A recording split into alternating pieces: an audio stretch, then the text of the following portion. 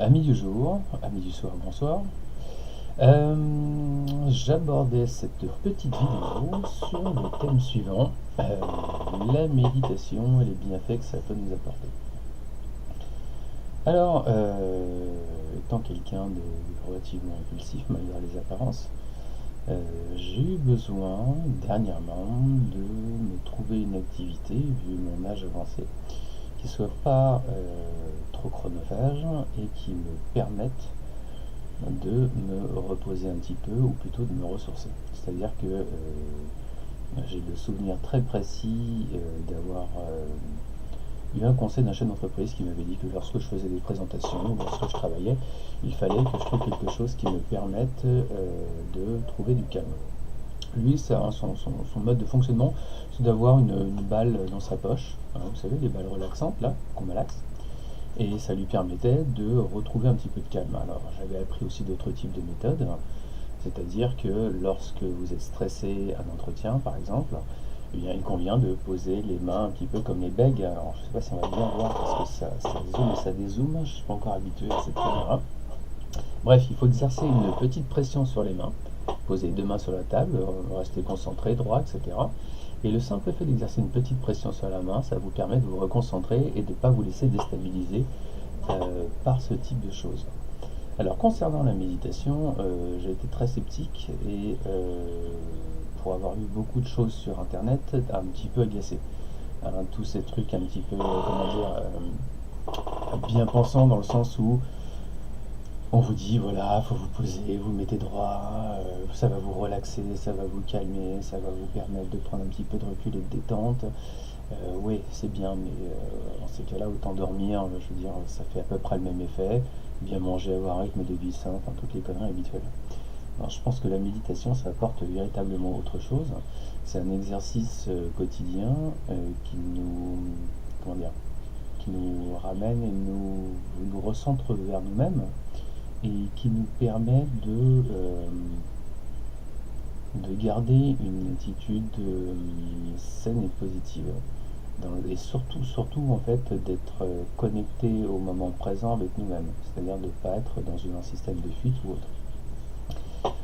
Ça m'a particulièrement intéressé lorsque j'ai vu une émission avec un personnage, j'ai son bouquin par ici, parce que j'aurais bien voulu le citer, j'ai pas préparé suffisamment mon petit billet live.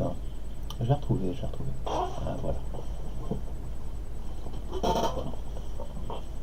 Voilà, un plaidoyer pour le bonheur de Mathieu Ricard. Et alors ce qui m'a passionné, c'est que c'est quelqu'un qui a été suivi par des médecins pour essayer de déterminer en fait quels étaient les effets de la méditation sur le cerveau. Et les gens se sont rendus compte qu'il y avait vraiment une possibilité de restructurer en fait grosso modo les connexions neuronales. C'est-à-dire que quelqu'un qui pratique la méditation à son niveau, hein, qui est un niveau très élevé, arrive à se reconnecter de manière différente. Avoir la capacité finalement d'opposer une résistance positive et d'être à la fois bienveillant, efficace et d'avoir un recul nécessaire sur ce qui nous entoure dans les moments où on pourrait être ennuyé. Alors, les réticences que j'ai eues, c'est principalement les vidéos que j'ai vues par des professeurs de yoga ou autres, ou alors les petites vidéos où vous entendez une voix lascive qui vous dit vous êtes calme, vous êtes détendu. Moi je sais pas pour vous, moi ça me stresse d'entrée de jeu. C'est-à-dire que quand on vous dit mettez-vous dans un lieu calme, tout seul, on se sent, enfin moi je me suis senti très con. On n'est pas forcément à l'aise, on n'a pas l'habitude, on vous demande de faire des positions. J'ai adoré la position du lotus. Amusez-vous à la faire sans être préparé, vous allez pleurer. Alors qu'il y a des moyens, à mon avis, beaucoup plus pratiques, beaucoup plus faciles d'y accéder en s'y mettant un petit peu tous les jours. Déjà, premier petit conseil, avant de vous lancer dans des positions compliquées, faites simple. La simplicité, c'est souvent un excellent moyen de commencer. Et puis, au fur et à mesure, si vous êtes intéressé, à mon avis, pratiquez déjà les assouplissements, ce sera un bon exercice. Concernant les bienfaits sur notre être, eh bien, pense, à titre tout à fait personnel, et encore une fois ça n'engage que mon avis, c'est ce que je partage maintenant avec vous, eh bien c'est que on se rend compte que au bout de quelques temps, on est plus calme. Un peu comme quand on fait des sports de combat, pour ceux qui en ont pratiqué, c'est parfois pénible, c'est compliqué, on n'est pas tout de suite à l'aise. Par contre, on se rend compte que lorsqu'il arrive une agression ou une situation de menace, au lieu d'être agressif et de ne pas savoir comment réagir, on a tendance à appréhender les choses de manière beaucoup plus calme parce que justement, on sait quels sont les bons réflexes à adopter. Je pense qu'à un moment donné, la méditation, c'est exactement le même principe.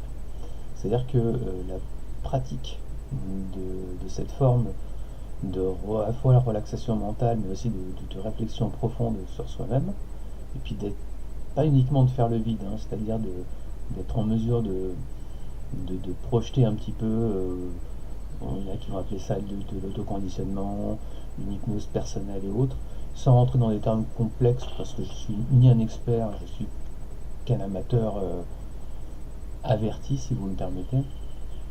Je pense que c'est des choses qu'on devrait enseigner assez rapidement parce qu'on s'aperçoit que ça apporte beaucoup de tranquillité, beaucoup de calme, que ça prend pas énormément de temps et que je pense que tout le monde peut en tirer des bénéfices rapides. Alors, en plus, c'est une astreinte personnelle, c'est-à-dire que ça structure un petit peu comment dire, je veux dire notre vie. Non, mais c'est des passages, c'est des petits sas qui permettent à la fois de la décompression et à la fois de se recentrer sur les choses. Hein, ma mère a souvent tendance à dire qu'il faut être, quand on se pose des questions, savoir si à l'instant présent on est bien, on a vraiment des problèmes, et ça permet en fait de prendre une certaine distance, un petit peu de recul, et de vivre mieux les choses. Donc j'essaierai de développer un petit peu plus le sujet si ça vous intéresse, si je vois que c'est un intérêt quelconque pour des personnes comme vous, euh, avec des liens qui me semblent bien, avec une méthodologie dans les étapes, parce que je pense qu'approcher ça en se disant je vais juste faire un petit break, je vais me positionner, je vais méditer, c'est comme les bonnes intentions quand on va à la salle de sport. On y va 3 semaines, on transpire un peu et on en a vite ras-le-bol parce qu'on s'est fixé ou des objectifs qui ne correspondaient pas à la réalité ou que ça ne nous correspond pas du tout. Comme pour les psys, comme pour plein de choses. Je pense qu'il faut trouver le bon, il faut y aller à son rythme. Et puis aussi, il ne faut pas être spécialement feignant, il faut quand même se donner le temps de regarder bien ce qu'il nous faut. Hein. Il y a des gens, ça va être véritablement la méditation zénifiée. Hein. On se détend, on se relaxe. Il y en a d'autres, ça va être un petit peu plus spirituel, qui vont s'accompagner d'une quête. Et encore pour d'autres personnes, ça va être, je dirais, un petit moyen palliatif euh, de gérer son stress.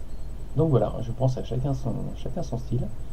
Euh, N'hésitez pas à poser des questions, à me faire toutes vos remarques, positives ou négatives.